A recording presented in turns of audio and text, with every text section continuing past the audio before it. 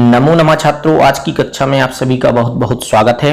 आज हम आपकी कक्षा 10वीं का जो द्वादशः पाठ अर्थात 12 नंबर का जो पाठ है वर्षा वर्णनम अर्थात वर्षा का वर्णन या वर्षा ऋतु का वर्णन, इसके आज हम प्रश्नोत्तरों का अभ्यास करेंगे। चलिए सर्वप्रथम हम प्रश्न क्रमांक 1 जिसका उत्तर हमें एक पद में देना है। पहला प्रश्न का समुदीर्ण वेगा के प्रवांति, समुदीर्ण वेगा अर्थात तेज गति से, के प्रवांति अर्थात कौन बह रही हैं, अर्थात तेज गति से कौन बह रही हैं, तो इसका उत्तर आएगा बाता अर्थात हवाएं, बाता। खा नंबर वर्षा काले शिखिना किम कुर्वन्ति, वर्षा ऋतु में शिखिना अर्थात मोरें किम कुर्वन्ति क्या करती हैं, तो क्या करती हैं वर्षा ऋतु में मोर, नृत्यंती अर्थात नाचती हैं। गा नंबर वर्षा काले के भांति, वर्षा ऋतु में के मतलब कौन, भांति मतलब शोभायमान होते हैं। वनांता अर्थात वन प्रांत अर्थात वन प्रदेश क्या होते हैं, शोभायमान। घा नंबर कहा मृदंग नादम करोति, कौन मृदंग, मृदंग मतलब ढोलक की, नादम मतलब आवाज को करता है, कौन ढोलक की आवाज निकालता है, मेघा अर्थात मेघ जो है वह बादलों ढोलक की आवाज निकालते हैं। पांचवा अंगा घनूप गूढ़म किम, घनूप गूढ़म अर्थात घने अंधकार से आच्छादित या ढका हुआ, उपगूढ़म यानी ढका हुआ, किम मतलब क्या है, गगनम अर्थात आकाश। प्रश्न क्रमांक 2 एक वाक्येन उत्तरम लिखत, इसका हमें उत्तर एक वाक्य में देना है। पहला प्रश्न का नंबर का बारिधरा कुत्र विश्रम पुनः प्रयान्ति, बारिधर मतलब बादल, कुत्र विश्रम कहाँ विश्राम करके, पुनः प्रयान्ति अर्थात आगे फिर से चलने लगते हैं। बारिधरा महत्सु श्रृंगेषु विश्रम पुनः प्रयान्ति, बारिधर मतलब बादल, महत्सु श्रृंगेषु ऊंची, श्रृंगेषु चोटियों पर, विश्रम मतलब विश्राम करके या रुक करके, पुनः प्रयान्ति अर्थात फिर से चलने लगते हैं। खा नंबर वर्षा काले मृगेन्द्रः कीदृशा भवन्ति, वर्षा ऋतु में मृगेन्द्र अर्थात शेर कीदृशा भवन्ति कैसे होते हैं, अर्थात किस प्रकार के हो जाते हैं। वर्षा काले मृगेन्द्रः उत्तर वर्षा काले मृगेन्द्रः विक्रांत तरा भवन्ति, वर्षा ऋतु में मृगेन्द्र अर्थात शेर विक्रांत तरा अर्थात शक्तिशाली या पराक्रमी हो जाते हैं। गा नंबर वर्षा काले धरणी कई वितृप्ता भवति, वर्षा ऋतु में धरणी मतलब धरती कई किससे वितृप्ता अर्थात तृप्त, भवति मतलब हो जाती है, वर्षा ऋतु में धरणी जो है वह किसके द्वारा तृप्त हो जाती है। वर्षा काले धरणी नवैर जलोघैर वितृप्ता भवति, वर्षा ऋतु में धरणी अर्थात धरती नवै जलोघैर नए जल से वितृप्ता अर्थात संतृप्त या तृप्त भवति मतलब हो जाती है, अर्थात वर्षा ऋतु में क्या होती है, धरती में नया नया पानी आ जाता है। घा नंबर वर्षा काले के प्रशांता भवन्ति, वर्षा ऋतु में कौन प्रशांता, कौन प्रशांत अर्थात कौन शांत हो जाते हैं। वर्षा काले प्रसरा निदाघ दोषा प्रशांता भवति, वर्षा ऋतु में प्रसरा अर्थात फैले हुए, निदाघ दोषा अर्थात गर्मी के दोष या गर्मी की बीमारियां प्रशांता मतलब शांत हो जाती हैं।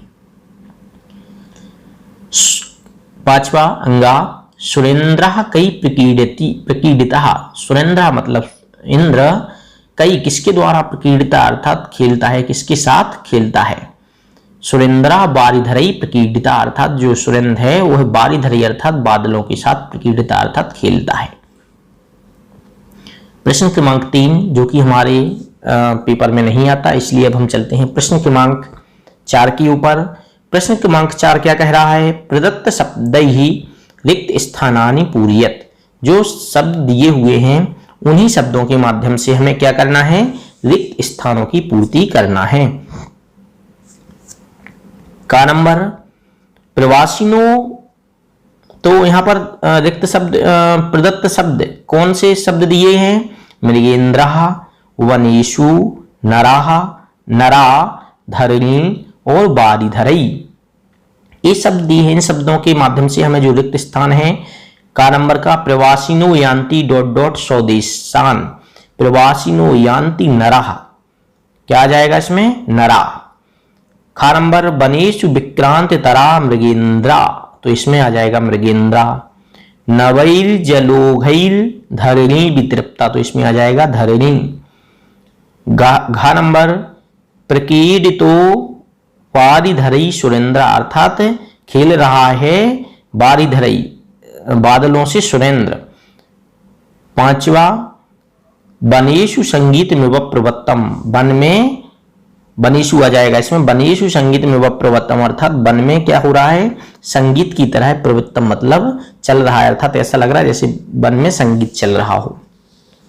प्रश्न क्रमांक 5 यथा योग्यम योजियत, अर्थात सही जोड़ी मिलाना है। जैसे नद्या, नद्या की सही जोड़ी क्या आएगी, इसमें बरसंती लिखा नहीं, तो हमको उसके सामने ही लिखना है। तो नद्या, नद्या का क्या आएगा बहंती, अर्थात नद्या के सामने बहंती लिखना है। घना, घना मतलब बादल, तो इसमें क्या आ जाएगा घना वर्षंती, अर्थात बादल बरसते हैं। गा नंबर मत्त गजा, मदोन्मत्त हाथी, तो इसका क्या आ जाएगा नदंती, अर्थात चिंघाड़ते हैं। घा नंबर बनांता, बनांता अर्थात वन के अंदर, इसमें क्या आ जाएगा भांति, अर्थात वन जो अंदर है वो शोभायमान हो रहे हैं। सिखिना, सिखिना मतलब मोर, तो इसमें क्या आ जाएगा नृत्यंती, तीसरे नंबर जो दिया है वो यहां पर आ जाएगा, मोर नाचते हैं। अब प्रश्न क्रमांक 6 शुद्ध वाक्यानम समक्षम आम और अशुद्ध वाक्यानम समक्षम ना इति लिखत, शुद्ध वाक्यों के सामने हमें हाँ और अशुद्ध वाक्यों के सामने ना लिखना है। पहला वाक्य प्रवासिनः नरा स्वदेशान यान्ति, प्रवासी लोग अपने देश वापिस आते हैं, आते हैं क्या आम, हाँ आते हैं। खा नंबर विपुला वर्षा प्रवेगः पतन्ति, वर्षा विपुला प्रवेगा पतंती, अर्थात वर्षा जो है बहुत वेग से अर्थात तेजी से पतंती मतलब गिर रही है, गिर रही है क्या आम, हाँ, तो यहां पर आम आ जाएगा। गा नंबर पिलवंगमा मृदंग नादम करोति, पिलवंगम अर्थात मेढक जो है मृदंग अर्थात ढोलक की धुनी कुर्बंती मतलब करते हैं, मेढक ढोलक की धुनी करते हैं क्या नहीं, तो इसमें क्या आ जाएगा ना।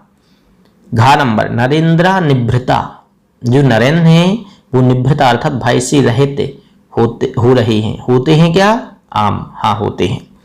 पांचवा धरणी अतृप्ता, धरणी अर्थात धरती जो है वो अतृप्त है वर्षा ऋतु में, है क्या ना, अर्थात धरणी अतृप्ता की जगह क्या आ जाए इसके सामने क्या आ जाएगा ना, अर्थात धरणी तो तृप्त है, यहां पर अतृप्त लिखा है। अब प्रश्न क्रमांक 7 क्या कह रहा है अधोलिखित शब्दानाम मूल शब्दम विभक्तिम वचनम च लिखत, अधोलिखित शब्दों की मूल शब्द और विभक्ति वचन लिखत मतलब लिखो। अब जैसे सिखिना, सिखना में मूल शब्द क्या है सिखिन, विभक्ति प्रथमा और वचन बहुवचन है। उसी प्रकार पिलवंगमः, पिलवंगम शब्द है मुख्य शब्द है, पिलवंगम प्रथमा विभक्ति है बहुवचन है। उसी प्रकार नद्या, नद्या में मुख्य शब्द नदी नद्यौ नद्या, तो ये नदी शब्द है प्रथमा विभक्ति है बहुवचन है। जलम, जलम जले जलानी, तो इसमें द्वितीय विभक्ति है और प्रथमा, जलम जले जलानी जलम जले जलानी, तो इसमें प्रथमा विभक्ति और द्वितीय विभक्ति का एक वचन है।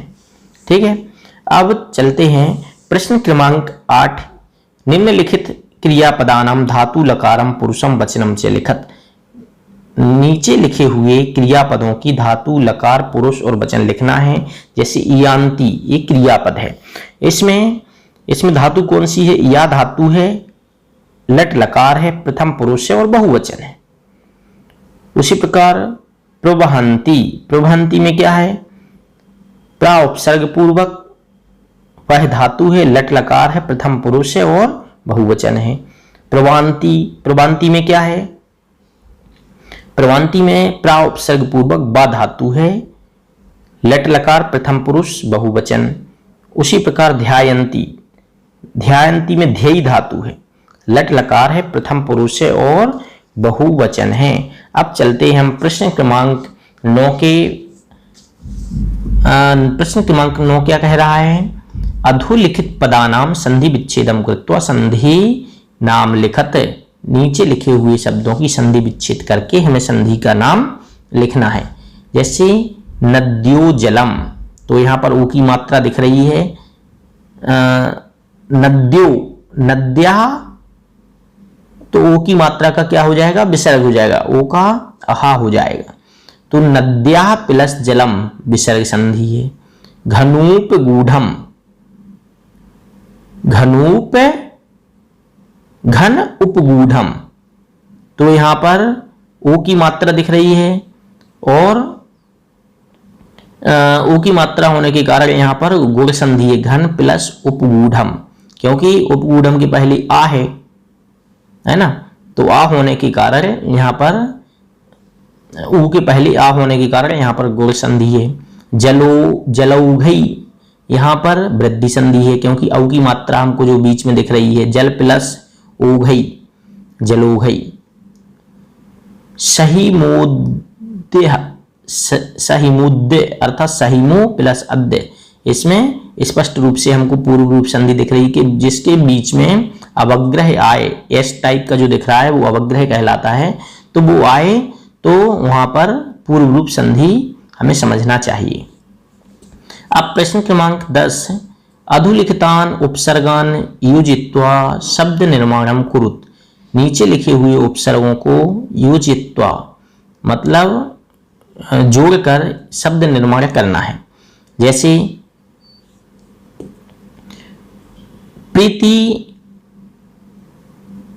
प्लस एकम, प्रत्येकम। बी उपसर्ग पूर्वक जय धातु विजय। अधि उपसर्ग पूर्वक क्री धातु का कारः अधिकारः। सम उपसर्ग पूर्वक पूर्णः संपूर्णः। उत उपसर्ग पूर्वक पन्नः उत्पन्नः। इस प्रकार हमको उपसर्ग जोड़कर शब्दों का निर्माण किया। अब प्रश्न क्रमांक 11, अधोलिखितानाम शब्दानाम पर्याय शब्दान लिखत। नीचे लिखे हुए शब्दों की पर्यायवाची शब्द हमें लिखना है। तो नरः, नरः का पर्यायवाची क्या होगा? मनुष्यः।